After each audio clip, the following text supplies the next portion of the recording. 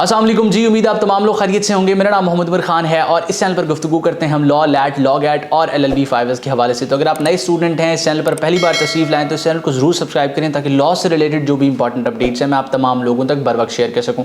आज की इस वीडियो में हम डिस्कस करने वाले हैं कि कौन सी ऐसी 3 चीज़ें आपने जहन नशीन करनी है, अपने जहन में रखनी है जब भी आप अपने लिए एक अच्छा इदारा तलाश करें, या बेसिकली कौन से ऐसे 3 पैरामीटर्स हैं जिनकी बेसिस पे आप अपने लिए एक अच्छी यूनिवर्सिटी का इंतखाब कर सकते हैं।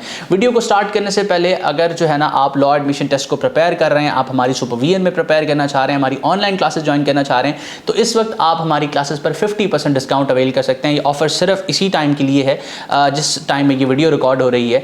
इसके बाद वाले सेशंस के लिए डेफिनेटली बात है, ये ऑफर नहीं है। तो अगर आप उस 50% डिस्काउंट को अवेल करना चाहते हैं, हमारी सुपरविजन में लैट की तैयारी करना चाहते हैं, मजीद इन्फॉर्मेशन लेना चाहते हैं, स्क्रीन पर मौजूद व्हाट्सएप नंबर को इस्तेमाल करें और मुझसे इन टच आएँ। खैर, वीडियो के टॉपिक की तरफ बढ़ते हैं और टॉपिक बड़ा ही इंटरेस्टिंग है और बहुत ही ज़्यादा पूछे जाने वाला सवाल है, क्योंकि जब भी आप लॉ एडमिशन टेस्ट क्लियर करते हैं अपने सेकंड ईयर के बाद, यूनिवर्सिटीज़ की सिलेक्शन जो है वो एक बच्चे का प्राइमरी गोल होती है और सेकंड ईयर के दौरान ही ये क्वेश्चन जो है वो बहुत ही बार स्टूडेंट के जहन में आता है। तो इस क्वेश्चन को बेसिकली आंसर करने के लिए मैंने 3 ऐसे पैरामीटर्स बनाए हैं जिसकी बेसिस पे हर इंसान अगर इन 3 पैरामीटर्स को यूज़ करता है तो वो स्टूडेंट अपने लिए यूनिवर्सिटी को शॉर्टलिस्ट कर सकता है। खैर, सबसे पहले आपने चीज़ देखनी है कि अगर आप किसी अच्छे इदारे का इंतखाब करना चाह रहे हैं तो आपने ये चीज़ अपने जहन में रखनी है कि अच्छे इदारे की डेफिनेशन आपके लिए डिफरेंट हो सकती है, आपके दोस्त के लिए डिफरेंट हो सकती है, या फिर आपसे कोई 800 किलोमीटर दूर पढ़ने वाले बच्चे के लिए डिफरेंट हो सकती है। दो के आपके मार्क्स सिमिलर हों, ठीक है, आप इस चीज़ को अंडरस्टैंड करें। 2 के आपसे 800 किलोमीटर दूर, मतलब कि एक बच्चा अगर सिंध में पढ़ रहा है और एक बच्चा पंजाब में पढ़ रहा है, तो दोनों के मार्क्स अगर इक्वल भी हैं, दोनों के ग्रेड्स अगर इक्वल भी हैं, तब भी उन दोनों के लिए अच्छी यूनिवर्सिटी की, बेहतरीन यूनिवर्सिटी की डेफिनेशन डिफरेंट हो सकती है। मैं ये क्यों कह रहा हूँ? इस वजह से कह रहा हूँ क्योंकि मुझे कमेंट सेक्शन में, व्हाट्सएप पर, कॉल्स की सूरत में ये क्वेश्चन बारहा रिसीव होता है कि सर अच्छी यूनिवर्सिटी, पाकिस्तान में बेहतरीन यूनिवर्सिटी कौन सी है। अब नो डाउट मैं उनको बता दूँ कि पाकिस्तान में बेहतरीन यूनिवर्सिटी कौन सी है, लेकिन उनके लिए बेहतरीन यूनिवर्सिटी कौन सी है, इस क्वेश्चन का आंसर थोड़ा सा डिफरेंट है। तो उस क्वेश्चन को आंसर करने के लिए ही ये वीडियो मैं बना रहा हूं और वो 3 पैरामीटर्स मैं आपको दे रहा हूं जिनकी बेसिस पे आप डिसाइड कर सकते हैं। सबसे पहली चीज आपने देखनी है कि आपका स्कोर कितना है। अब ये चीज है जिसकी बेसिस पे आप डिफाइन करेंगे कि आपने पब्लिक सेक्टर की तरफ जाना है या प्राइवेट सेक्टर की तरफ जाना है। पब्लिक सेक्टर से मुराद सरकारी यूनिवर्सिटी, प्राइवेट सेक्टर से मुराद प्राइवेट कॉलेज, प्राइवेट यूनिवर्सिटी। अब ये चीज क्यों इस तरह से डिफाइन करती है? देखिए, एक बच्चा जिसके 550 नंबर है, फॉर एग्जाम्पल 450 पे तो खैर लॉ नहीं होता, मिनिमम लॉ करने के लिए 1100 में से 495 रिक्वायर्ड होते हैं। तो एक बच्चा जिसके 550 नंबर है FSC में और एक बच्चा जिसके 950 या 1000 नंबर हैं आउट ऑफ 1100, तो डेफिनेटली बात है इन दोनों के लिए अच्छी यूनिवर्सिटी की डेफिनेशन डिफरेंट है। No doubt Punjab University Pakistan में सबसे बेहतरीन यूनिवर्सिटी है, लेकिन अब जिस बच्चे के 550 नंबर है उसका तो वहाँ एडमिशन नहीं हो सकता। तो चाहे जितनी भी बेहतरीन यूनिवर्सिटी हो, उस बच्चे के लिए तो बेहतरीन यूनिवर्सिटी नहीं है।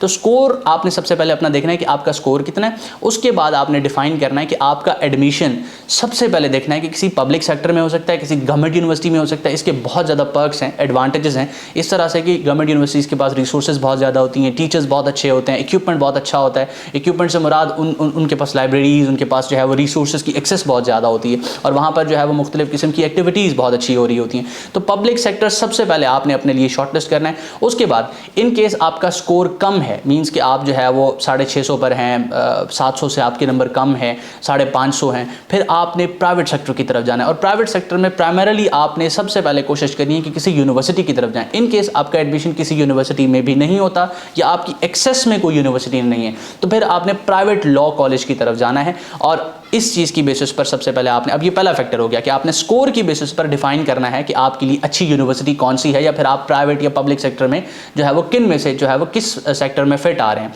उसके बाद दूसरा क्वेश्चन, दूसरी चीज़ वो है अफोर्डेबिलिटी।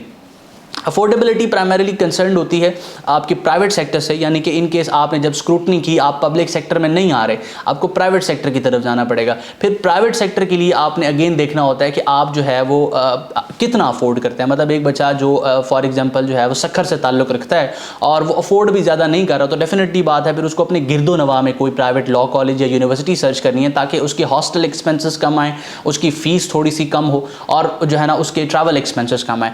इन कंपैरिजन अगर एक बच्चा सक्खर में है और वो अफोर्ड ज़्यादा करता है तो डेफिनेटली बात है फिर वो लाहौर की तरफ मूव करेगा, वहाँ पर उसके पास अपॉर्चुनिटीज़ ज़्यादा होंगी, क्योंकि नो डाउट एजुकेशन में इस वक्त जो है वो जो चीज़ मैटर कर रही है वो सरमाया है। जिसके पास अच्छा है, जिसके पास पैसे ज़्यादा हैं, वो क्वालिटी एजुकेशन ले जाता है। ये इनइक्वालिटी है पाकिस्तान में। और जिसके पास सरमाया कम है फिर उसके लिए जो है ना अपॉर्चुनिटीज़ भी बहुत ही ज़्यादा कम हो जाती हैं, उसको मेहनत करनी पड़ती है। ठीक है, तो दूसरा ऑप्शन मैंने आपको बताया कि अफोर्डेबिलिटी, जिसकी बेसिस पर आप इदारा सेलेक्ट करेंगे। और अफोर्डेबिलिटी में हमेशा जब भी यूनिवर्सिटीज़ की बात करता हूँ ज़रूर इसका तज़किरा किया करता हूँ। लोग इसको बड़ा लाइटली ले लेते होंगे, लेकिन ये 5 साल की जर्नी है।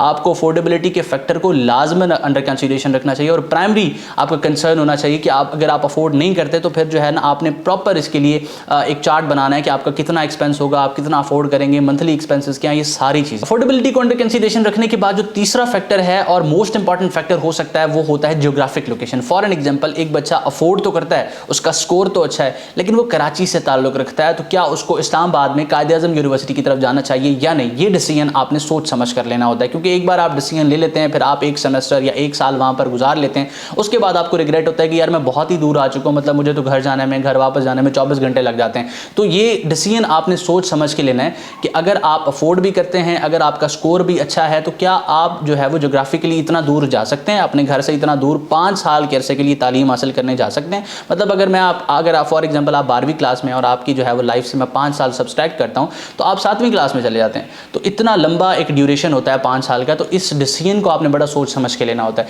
ज्योग्राफिक लोकेशन इतना ज़्यादा जो है वो प्राइमरीली आपकी उसमें डिसीजन में रोल प्ले करती है। तो ये 3 चीज़ें हैं जिनको आपने अंडर कंसीडरेशन रखना है। सबसे पहले मैंने आपको बताया आपका स्कोर, जिसकी बेसिस पे आप डिसाइड करेंगे कि आप प्राइवेट लॉ कॉलेज में जा रहे हैं, पब्लिक सेक्टर में जा रहे हैं, प्राइवेट यूनिवर्सिटी में जा रहे हैं। दूसरा, आपकी अफोर्डेबिलिटी कि आप कितना अफोर्ड करते हैं, और उसी बेसिस पे आप डिसीजन बनाएंगे कि आप कॉलेज को अफोर्ड करते हैं या आप यूनिवर्सिटी को अफोर्ड करते हैं। और तीसरा, आपकी ज्योग्राफिक लोकेशन। उम्मीद करता हूँ कि आज के इस वीडियो में आपकी जो कन्फ्यूजन थी कि एक अच्छे इदारे को, एक अच्छी यूनिवर्सिटी को किस तरह से सेलेक्ट किया जाए, वो मैं क्लियर कर चुका हूँ। अपना बहुत सारा ख्याल रखें। किसी भी सवाल या कन्फ्यूजन की सूरत में आप स्क्रीन पर मौजूद व्हाट्सएप नंबर को इस्तेमाल करें, मुझसे इन टच हैं और अपनी कन्फ्यूजन को डिस्कस करें। अल्लाह आपका हामी और नासिर हो। हमेशा आपके लिए दुआ गो। उमर खान। अल्लाह हाफ़िज़।